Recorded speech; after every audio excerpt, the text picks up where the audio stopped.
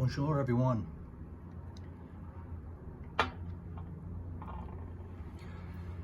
I am sitting here relaxing with a little treat.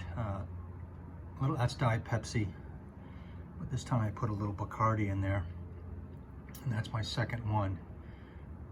I make up that cocktail excuse just so I can have some soda pop after some exercise, twilight, and then I sat down and started to read some stuff, and then I wanted to tackle, before I take a shower, Labdanum and Labdanum again. So I have a tiny spray, which is enough for Labdanum, the Chanel, on my inside arm. And I started to look up Labdanum again. And, you know, it's the usual. Those of you, oh, hold on, I'm gonna say hi to everyone. There's May. Cheers. Rum and Coke. And it's mostly Pepsi, so don't get all bent out of shape, please. I know some people do. So I looked up Labdanum again, and then, you know, the usual, those of you who've been following the streams for the past 2 years, they know, you know that the resin comes from harvesting it off of goat hair. I mean, probably some mountain goat hair, not just your regular goats that we know in the States. But apparently maybe they run through it. And I think I remember learning that on Eugene's or Richard's stream. So that's what I associate, you know, leatherish, maybe some amber tones with. So I put it into the search engine, and, you know, there it is, right? So I've heard that before with the go. And then what I am doing this video is I saw that right there, underneath what is the smell of Labdanum. Actually, I'm not setting this up right, but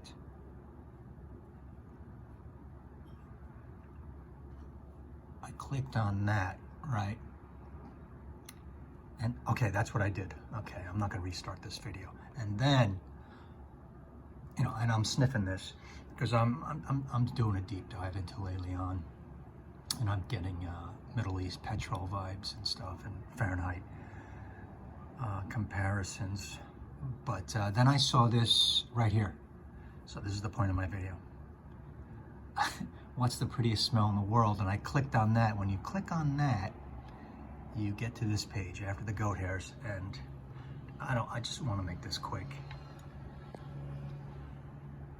Did you see that? So what's the most pleasant smell in the world? If I go back to that, what's the exact question? What's the prettiest smell in the world, right? This question right here on Google. And you click on that and you get here on this really nice article. You get to this, you know, and maybe some of you have read this already, or but it's pretty cool. It's a drinking, and it's a drinking page, and it's vanilla. So here we go. A study conducted by researchers from the Karolinska Institute in Sweden said that University of Oxford has found that vanilla is the world's most universal loved scent. So there it is, and that's not a surprise, right? And I would not argue against that. And other scents that I love is like garlic frying in olive oil, but that's not a note, right? So you read this and then you see this list, and I just wanted to bring this to everyone's attention. So look at that. Vanilla, peaches, damn right, right? So Chanel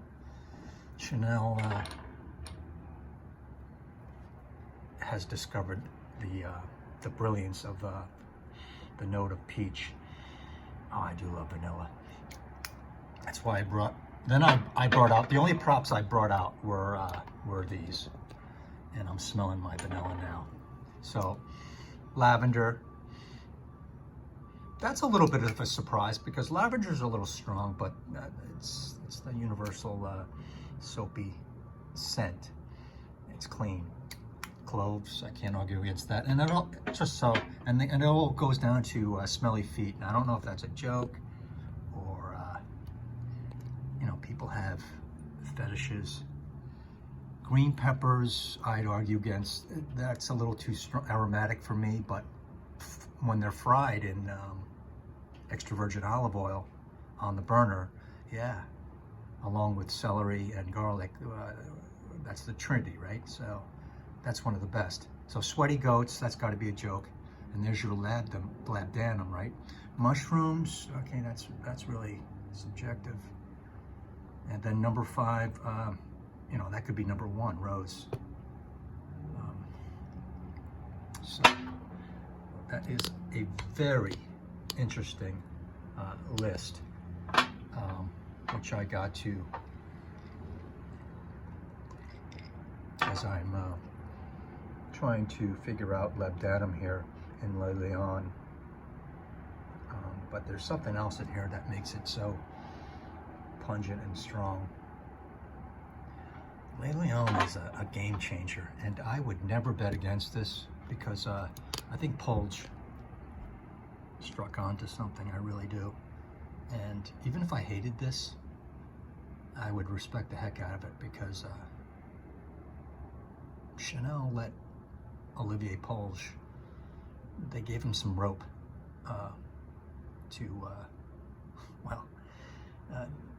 they gave him some room to flaunt his creativity and his talent, I believe. So maybe we'll find out. But vanilla is the number 1. Peaches, I wouldn't have guessed that, but open up a can of peaches or slice into a peach. Chanel does peach the best, in my opinion. It kicks ass, and then they know what they're doing. I'm not going to argue against the best fashion designer house in the world. So it's a really cool list. Just wanted to bring that to your attention. Sometimes when I'm perplexed by things, for instance, months and months and months ago, was it years now, with that Privé list, the 5 greatest Privés, you know, I can't make up my mind and it changes. But then I was talking to Eugene and I said, I have my solid list now because last night I